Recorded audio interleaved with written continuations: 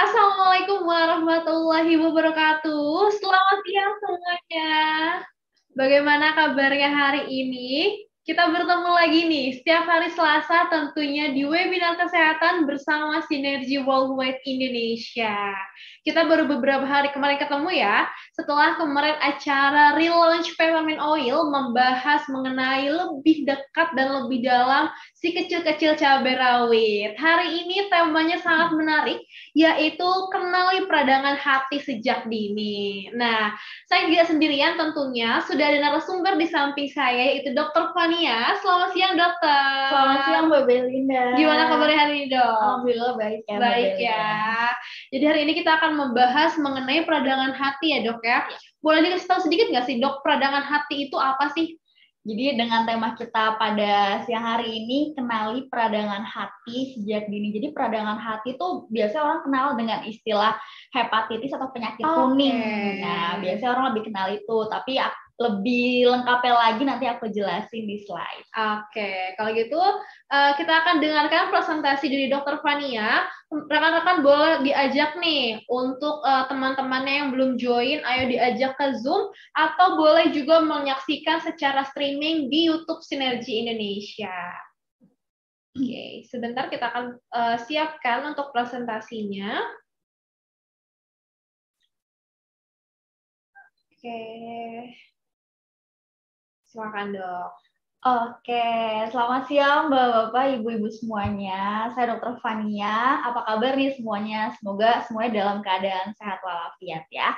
Pada siang hari yang cerah ini, izinkan saya untuk memberikan materi yaitu kenali peradangan hati sejak dini. Nah, kenapa sih kita harus ngebahas peradangan hati? Nah, peradangan hati atau biasa dikenal dengan hepatitis atau penyakit kuning. Nah, hati sendiri merupakan salah satu organ vital yang ternyata paling penting juga di dalam tubuh. Dan organ hati ternyata merupakan organ yang paling besar di tubuh kita. Kemudian kenapa juga kita harus aware dengan peradangan hati, di mana peradangan hati juga ada nih hari hepatitis dunia, yaitu berlangsung tanggal 28 Juli nanti. Jadi 2 hari lagi. Oke, next.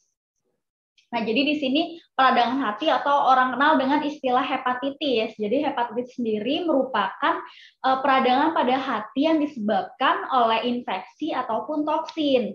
Nah, infeksi di sini, infeksinya itu biasanya disebabkan oleh virus. Kemudian toksinnya sendiri ini bisa karena dari alkohol ataupun obat-obatan ataupun kadar kolesterol yang tinggi dalam tubuh kita. Nah, dari hepatitis sendiri dibedakan dari ada beberapa kategorinya nih. Ada hepatitis yang tipenya akut dan ada juga yang kronis. Yang akut itu bila timbul kurang dari 6 bulan. Sedangkan yang kronis itu jika hepatitis timbul dalam lebih dari 6 bulan. Nah, hepatitis sendiri biasanya itu jarang bergejala, apalagi pada kondisi yang akut. Biasanya akan timbul gejala itu pada kondisi yang cenderung kronis. Nah, selanjutnya, setelah kita ngebahas tadi di awal hepatitis, lebih baik kita mengetahui dari fungsi hati itu sendiri sebenarnya. Kenapa sih fungsi hati itu, apa sih perannya hati untuk tubuh kita? Jadi hati atau dikenal dengan istilah liver itu letaknya sendiri organnya pada sebelah kanan atas perut tubuh kita. Nah, fungsi hati di sini bisa Bapak Ibu-Ibu lihat ada beberapa nih macam-macam fungsinya. Yang pertama fungsinya akan menghancurkan racun di dalam tubuh. Jadi di tubuh kita ini ada proses detoksifikasi alami, di mana tugasnya dari si hati itu tersebut. Jadi toksin-toksin dibuang oleh di tubuh kita oleh hati. Kemudian dia juga berfungsi untuk menghasilkan protein, di mana protein yang dihasilkan di sini yaitu disebut dengan protein albumin. Fungsi albumin ini untuk menjaga cairan dalam sirkulasi tubuh kita. Kemudian untuk fungsi yang ketiga dari hati, membantu proses pencernaan makanan. Nah, di sini bisa dilihat pada organ liver, di bawahnya itu ada gallbladder. Gallbladder itu atau istilahnya dengan kantung empedu. Jadi hati di sini akan menghasilkan cairan empedu, di mana cairan empedu nantinya akan disimpan di kantung empedu kita. Nah, fungsi dari cairan empedu ini nanti akan membantu dalam proses pencernaan makanan. Selanjutnya fungsi yang keempat di sini ada untuk metabolisme tubuh. Jadi metabolisme tubuh di sini seperti metabolisme karbohidrat, protein, lemak. Nah, di sini juga organ hati akan memprosesnya, di mana metabolisme nantinya akan digunakan sebagai energi atau akan dibuang keluar dari tubuh kita jika tidak diperlukan. Kemudian dia fungsi lainnya untuk menghancurkan sel darah merah. Nah, jadi sel darah merah atau eritrosit itu tuh dia punya umur atau usianya itu kurang dari 120 hari. Nah, pada sel darah merah pun atau eritrosit ada istilahnya itu bilirubin di dalamnya. Nah, jadi bilirubin pun nantinya akan diekspresi atau dikeluarkan. Nah, itu kenapa penyebabnya kalau kita pup, feses kita berwarnanya kecoklatan, itu karena proses dari bilirubin itu sendiri. Dan kalau misalnya hati kita terganggu fungsinya, otomatis pengeluaran bilirubin ini nggak terjadi, sehingga kenapa orang yang terjadi peradangan pada hati atau gangguan pada hatinya itu terlihat badannya kekuningan atau matanya kuning, atau bisa juga dari buang air kecilnya ini urinnya menjadi agak pekat gitu. Next. Selanjutnya di sini kita akan membahas tadi sudah mengenai tentang hepatitis. Di sini saya akan menjelaskan mengenai jenis-jenis dari hepatitis. Jadi ada beberapa jenis-jenis hepatitis. Nah, hepatitis sendiri itu tadi kan sudah dibagi dari ada yang infeksi, ada juga yang toksin. Dan infeksi sendiri disebabkan oleh virus. Nah, virus dari hepatitis itu ada 5 yang ada di dunia, yaitu virus hepatitis A, B, C, D, dan E. Sedangkan kalau di Indonesia sendiri paling banyak itu virus hepatitis tipe A, B, dan C. Nah, di sini saya akan menjelaskan satu persatu dari virus hepatitis, yaitu hepatitis A yang disebabkan oleh virus hepatitis A. Untuk penularannya sendiri yaitu secara fekal oral. Nah, maksud fekal oral ini terjadi penularan ketika kita terinfeksi ketika kita mengkonsumsi makanan atau minuman yang terkontaminasi oleh feses orang yang sudah terinfeksi. Nah, ini berhubungan dengan sanitasi, yaitu cara kita mencuci tangan, kemudian kebersihan air, kemudian makanannya diproses dengan benar atau tidak. Kemudian dia juga bersifat akut untuk hepatitis yang tipe A. Jadi aku tadi sudah dijelaskan kurang dari 6 bulan. Kemudian dia juga bersifat self-limiting. Self-limiting di sini maksudnya dia akan sembuh dengan sendirinya. Jadi untuk hepatitis tipe A ini dia tidak akan pernah menjadi kronis atau menjadi makin berbahaya atau makin parah. Kemudian dia juga bersifat tidak merusak sel hati. Nah, untuk jenis hepatitis tipe A sendiri sudah ada nih pencegahannya di Indonesia, yaitu vaksinasi hepatitis A. Gitu. Kemudian hepatitis tipe B.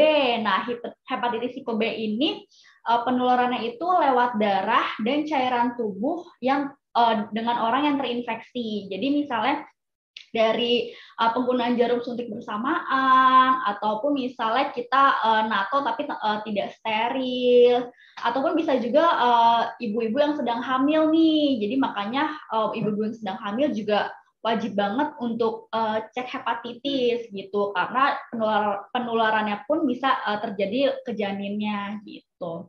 Kemudian hepatitis tipe B juga jenis hepatitis yang paling berbahaya karena dia bersifat akut tapi semakin lama bisa menyebabkan ke arah kronis gitu. Kemudian juga dari kronis pun nantinya dia akan menyebabkan ke sirosis hepatis dan bisa berakhir dengan kanker hati juga. Kemudian tipe yang C ini hampir sama dengan tipe yang B. Tapi yang membedakan di sini bahwa kalau hepatitis tipe B ini sudah ada vaksinasinya di Indonesia, sedangkan yang tipe C belum ada untuk vaksinasinya. Kalau penularannya pun sama, lewat darah dan cairan tubuh, dan jenis hepatitis yang berbahaya juga bisa menyebabkan sirosis hati dan kanker hati juga nantinya. Kemudian selanjutnya ada yang tipe D. Nah, tipe D ini lumayan langka dan jarang juga. Dia itu hanya menyerang orang-orang yang sudah terinfeksi hepatitis tipe B. Jadi jenis virus ini dia itu akan berkembang jika ada bantuan dari virus hepatitis yang B. Kemudian penularannya pun sama, yaitu lewat darah dan cairan tubuh orang yang sudah terinfeksi. Selanjutnya ada jenis hepatitis yang tipe E, ini juga jarang ada di Indonesia. Dia itu hampir sama dengan hepatitis yang tipe A, yaitu penularannya secara fekal oral, yaitu makanan yang terkontaminasi, kemudian bersifat akut juga, self-limiting, dan tidak merusak sel hati juga. Nah, selain disebabkan oleh infeksi atau adanya virus, hepatitis pun bisa disebabkan oleh toksin tadi. Nah, seperti drug-induced hepatitis, yaitu dari obat-obatan. Nah, di sini Bapak, Ibu-Ibu bisa melihat. Jadi kenapa wajib banget kalau misalnya kita konsumsi obat tuh Mbak Belinda, kita harus sesuai dengan anjuran dokter, karena bisa menyebabkan drug-induced hepatitis ini jika tidak sesuai anjuran. Kemudian ada juga hepatitis alkoholik, dari namanya aja di sini kita udah tahu, yaitu penyebabnya dari alkohol. Jadi kalau misalnya suka konsumsi alkohol berlebihan, ujungnya nanti bisa menyebabkan hepatitis alkoholik. Kemudian juga ada fatty liver. Nah, ini fatty liver juga banyak nih dialami oleh orang Indonesia. Fatty liver di sini yaitu perlemakan pada hati. Ya, biasanya terjadi pada orang-orang dengan obesitas atau DM tipe 2. Karena banyaknya lemak di dalam sel-sel hati kita. Kemudian sirosis hepatis. Nah, sirosis hepatis ini kondisi kronis. Jadi jenis hepatitis tadi, kemudian dari drug-induced hepatitis, alkoholik fatty liver, nah akan berujung ke sirosis hepatis jika penanganannya tidak tepat. Sirosis hepatis itu terjadi karena adanya jaringan parut pada sel hati ya. Jadi jaringan normalnya itu tergantikan dengan jaringan parut sehingga hati tidak berfungsi dengan baik. Dan yang terakhir adanya sirosis hepatis dapat meningkatkan terjadinya kanker hati gitu. Nah, dari semua jenis hepatitis tadi tuh Mbak Belinda, sebenarnya untuk pengobatan dari hepatitis itu sebenarnya belum ada untuk pengobatannya di Indonesia. Jadi selama ini pengobatannya itu hanya untuk pengobatan tipe suportif, yaitu untuk menjaga tubuhnya tetap aman, kemudian untuk mencegah timbulnya gejala gitu, mengurangi gejalanya. Kalau untuk virusnya sendiri belum ada pengobatannya. Selanjutnya untuk gejalanya nih, di sini ada beberapa gejala dari hepatitis, tapi gejalanya ini pun bisa tidak dirasakan, apalagi untuk kondisi yang akut, jarang sekali bergejala. Biasanya orang akan timbul gejala itu jika kondisinya sudah kronis, yaitu hepatitis sudah lebih dari 6 bulan. Gejala yang dirasakan bisa demam karena ada peradangan itu sendiri, bisa juga lemas dan lesu juga karena metabolismenya tidak terbentuk. Kemudian bisa juga nyeri otot, kemudian urinnya menjadi berwarna gelap dan pekat seperti teh karena hati tidak dapat menghancurkan sel darah merah tadi, sehingga bilirubin pun meningkat. Kemudian nyeri perut kanan atas, bisa mual, muntah juga, sampai tidak mau makan, kemudian penurunan berat badan yang drastis, dan bisa juga kulit dan mata tampak kuning. Kemudian gejala lainnya juga ada istilahnya itu hepatomegali, yaitu pembesaran pada hati. Nah, biasanya tuh orang-orang yang sudah di stadium sirosis hepatis atau yang hepatitisnya kronis itu terlihat perutnya buncit, yaitu pembesaran karena ada pembesaran dari organ hati tersebut. Nah, sekarang gimana sih cara kita mencegah agar tidak terjadinya peradangan pada hati nih, pencegahan sejak dininya. Nah, yang pertama di sini untuk pertama yaitu hindari bertukar sikat gigi, gunting kuku, dan pisau cukur. Kemudian tidak menggunakan narkoba, khususnya narkoba yang suntik, tidak berhubungan seksual dengan aman, tidak membuat tato atau melakukan tindik dengan cara yang tidak steril, dan pastinya juga bisa melakukan vaksinasi. Vaksinasi di sini yang tersedia hanya vaksinasi tipe A dan B. Selanjutnya. Nah, selain itu juga di sini kita bisa konsumsi nih beberapa produk dari Sinergi yang bisa membantu. Di antaranya itu seperti kolostrum, di mana kolostrum ini kan berisikan dari kolostrum dari sapi ya. Nah, fungsinya ini untuk meningkatkan daya tahan tubuh kita dan stamina kita juga pastinya. Kemudian bisa juga konsumsi klorofil plus, di mana klorofil kan berisikan klorofilin. Nah, ternyata klorofilin itu kan yang kita tahu juga bagus untuk detoksifikasi. Selain itu dia juga akan ternyata meregenerasi sel-sel hati kita gitu. Jadi meremajakan sel-sel hati kita. Kemudian ada spirulina juga, di mana spirulina ini dia berisikan ganggang mikro biru kehijauan. Fungsinya juga dia untuk mencegah kerusakan sel-sel hati dan sebagai anti peradangan juga. Jadi bisa dikonsumsi untuk kita mencegah terjadinya hepatitis, di mana juga kan kalau misalnya sistem imun tubuh kita rendah, otomatis kita gampang terinfeksi. Betul. Tapi kalau misalnya sistem imun kita baik, bagus, otomatis juga kita akan terhindar dari namanya infeksi. Oke, sekian dari presentasi saya, Mbak Belinda. Saya kembalikan. Terima kasih banyak dokter untuk ilmunya. Jadi sekarang kita tahu ya dok ya, ternyata banyak sekali jenis hepatitis itu ya. Kalau tadi bisa dilihat dok, apa sih perbedaan dari hepatitis A dan E? Karena dari gejalanya itu hampir sama ya. Iya betul. Gejalanya hampir sama. Di sini sih yang membedakan di antara semua hepatitis itu virusnya, lebih ke virusnya. Jadi ada virus yang tipe A, B, C, D, dan E. Sedangkan kalau di Indonesia sendiri paling banyak itu terkenanya hepatitis tipe A, B, dan C. Selain adanya perlemakan hati, kemudian juga alkoholik hepatitis gitu. Nah sekarang saya mau buka sesi tanya jawab atau sharing-sharing bersama Bapak Ibu. Jadi yang ingin bertanya atau yang mau sharing-sharing boleh ditanya lewat kolom chat atau juga raise hand terlebih dahulu. Nanti akan saya bantu unmute. Dan rekan-rekan yang hadir secara di YouTube juga boleh nanti share pertanyaannya di live chat. Jadi dok, kalau sampai sekarang belum ada yang untuk membunuh virusnya gitu ya dok ya, Iya. Baru untuk menangani gejalanya aja. Iya, kalau dari dunia kedokteran pun untuk pengobatan hepatitis pun sebenarnya belum ada nih, karena kan dia virus ya. Nah di sini tuh pengobatannya itu hanya bersifat suportif dan simptomatis, jadi artinya mempertahankan keadaan tubuhnya dan simptomatis maksudnya itu agar apa ya, mengurangi gejala yang dirasakan gitu. Jadi kayak misalnya mual dan lain-lainnya. Dan kalau tadi bisa kita bekali juga dengan kolostrum, klorofil, dan juga spirulina ya dok. Oke. Itu secara rutin apakah ada aturan minum ya dok? Kalau misalnya aturan minumnya sih sebenarnya udah ada juga tuh di packagingnya untuk aturan minumnya. Tapi di sini kalau misalnya klorofil sendiri kan bisa kita konsumsi 2 kali sehari kan, bisa pagi dan malam hari. Selain untuk peradangan hati pun sebenarnya bisa juga untuk kondisi lainnya ya. Memang untuk detoksifikasi tubuh jadi baik juga. Selain itu juga kalau misalnya kolostrum kan itu kita bisa gunakan 4 kali 1 tablet tuh. Bisa juga untuk kekebalan tubuh lainnya, dari peradangan-peradangan jenis lainnya, entah kita lagi tifus atau DBD ataupun jenis-jenis infeksi lainnya. Kemudian kalau misalnya spirulina pun kita konsumsinya kan bisa 2-3 kali per hari untuk nutrisi tubuh kita juga. Dan untuk meningkatkan kekebalan tubuh ya dok ya? Iya. Oke, sekarang sudah ada yang raise hand dari Ibu Rini. Akan kami bantu unmute sebentar. Halo, selamat siang Ibu. Selamat siang, terima kasih Mbak Belinda. Siang dokter.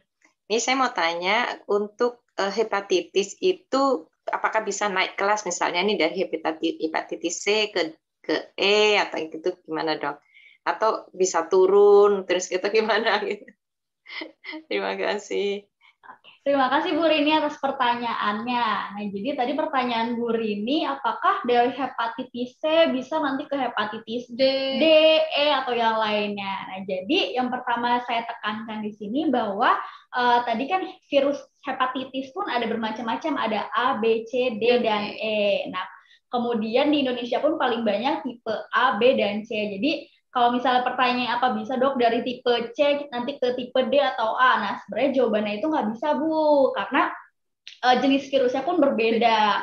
Mungkin yang membedakan di sini apakah nantinya dari akut bisa ke kronis, nah kondisi tersebut bisa.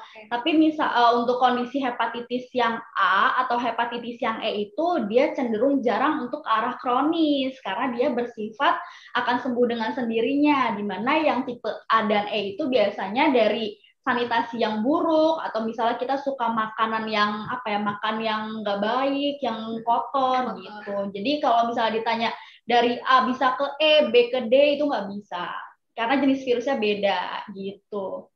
Kecuali tipe yang B tadi, di mana tipe yang D, maaf, tipe yang D itu dia bisa aja mengenai tipe yang B juga, karena yang D tadi kan dia itu tidak bisa berjalan sendiri virus yang D, dia itu harus dibantu dengan virus hepatitis yang tipe B gitu. Tapi sebenarnya untuk yang kasus hepatitis D sih langka dan jarang gitu.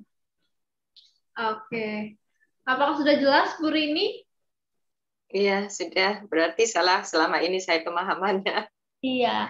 Karena ada juga itu dok yang bilang, nanti kalau nggak di ini, bisa misalnya dari yang B, nggak bahaya loh, nanti bisa ke C gitu, bisa jadi kanker gitu. Berarti salah ya?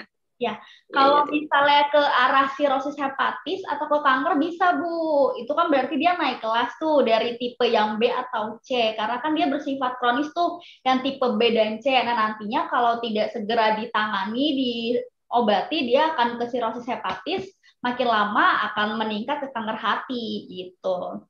Tapi kalau dari B nanti ke A, ke D, nggak bisa gitu. Nggak seperti itu. Oke, oke. Tuh. Ya, baik. Terima kasih. Sama-sama, Bu. Terima kasih, Bu Rini. Baik, Bapak Ibu, apakah ada pertanyaan lagi atau yang di kolom chat? Apakah ada pertanyaan dari... Oke, ini ada pertanyaan. Dokter, apakah bisa untuk anak-anak yang terkena hepatitis, secara anak-anak mungkin main sama teman-temannya, dan apakah hepatitis memiliki gejala yang tidak nampak? Oke, silakan dok. Oke, terima kasih atas pertanyaannya. Jadi apakah anak-anak bisa terkena hepatitis juga atau enggak? Jawabannya bisa. Di sini ada tipe hepatitis yang A. Nah, A itu umumnya terjadi pada anak-anak, Mbak Melinda, di mana sebenarnya kalau penularannya tadi itu kan dari makanan yang terkontaminasi gitu, makanan yang terkontaminasi oleh feses seseorang yang terinfeksi. Jadi bukan dari kita bersentuhan atau bersenggolan, itu tidak seperti itu. Kalau yang tipe A ya di sini gitu. Jadi bisa banget anak-anak terkena hepatitis gitu. Nah, terus apakah memiliki gejala atau tidak? Nah, kalau misalnya hepatitis tipe A ini kan dia cenderung akut ya, tidak akan menjadi kronis. Jadi gejalanya pun sebenarnya nggak yang parah banget yang sampai kuning ataupun perutnya menjadi membesar, tidak seperti itu. Gejalanya sih cenderung seperti hanya demam seperti itu gitu ya dok. Gitu. Karena dia tipe yang ringan gitu. Dan kan kalau misalnya sekarang kan juga ada vaksin hepatitisnya kan, hepatitis A dan B. Jadi itu tuh bisa dilakukan pada anak-anak sampai dewasa. Jadi anak-anak usia 1 tahun ke atas bisa untuk divaksinasi. Oke, terima kasih dok. Semoga sudah jelas ya jawaban dari dokter Fania. Lalu dok, misalnya ada orang yang terkena hepatitis B atau C gitu ya, apakah nanti orang bisa tertular misalnya dari udara atau misalnya tertular dari sentuhan? Apakah seperti itu dok? Kalau yang hepatitis tipe B dan C, penularannya itu kan tadi dari darah ataupun cairan tubuh kita. Jadi dia tidak mungkin tertular melalui udara. Jadi misalnya kalau misalnya kita ketemu orang dengan hepatitis nih, kita takut untuk salaman, takut keringetnya kena kita. Nah, sebenarnya nggak seperti itu konsepnya. Yang terpenting itu ada apa ya, ada sumbernya, kemudian ada cara dia masuknya, entah tangan kita lagi kegores apa yang kita nggak tahu, kemudian jadi masuk ke tubuh kita, betul, masuk ke aliran darah kita gitu. Jadi kalau misalnya lewat keringat pun nggak akan terjadi kalau misalnya apa ya, kita nggak ada tergores apapun, kita baik-baik aja gitu. Jadi kalau lewat udara pun nggak akan terjadi penularan. Terima kasih banyak dok untuk penjelasannya. Wah, sekarang jadi kita jadi pada tahu ya Bapak Ibu, dan harus kita jaga imun tubuh kita dengan konsumsi tadi ya dok ya, 3 produk sinergi yaitu kolostrum, klorofil, dan spirulina. Karena hepatitis ini juga bisa saja terkena untuk anak-anak ya dok ya. Maka dari itu kita harus bekali tubuh kita atau jaga imun kita dengan produk-produk sinergi tadi. Bukan hanya yang udah terkena aja ya dok ya, kita menjaga atau membentengi diri kita sedini mungkin agar kita bisa terhindar dari virus apapun itu ya dok ya. Terima kasih banyak Dokter Fania untuk Sama-sama, penjelasannya dan Belinda. informasinya. Saya juga ingin mengingatkan Bapak Ibu bahwa kami masih ada promo membeli peppermint oil nih. Ketika Bapak Ibu membeli 2 peppermint oil akan mendapatkan 1 free peppermint oil. Jadi sekali beli 2 dapat 3 peppermint oil. Dan juga sekarang sudah akhir bulan, jangan lupa untuk auto ship dan promo-promo di aplikasi SBIS selama bulan Juli nih masih berlaku sampai akhir bulan Juli. Terima kasih banyak semuanya yang sudah menyaksikan. Kita akan bertemu lagi minggu depan ya, Dok. Dan kalau tadi yang baru sempat join di akhir, boleh menyaksikan tayangan ulangnya di YouTube Sinergi Worldwide Indonesia. Saya Belinda, Dr. Fania pamit. Sampai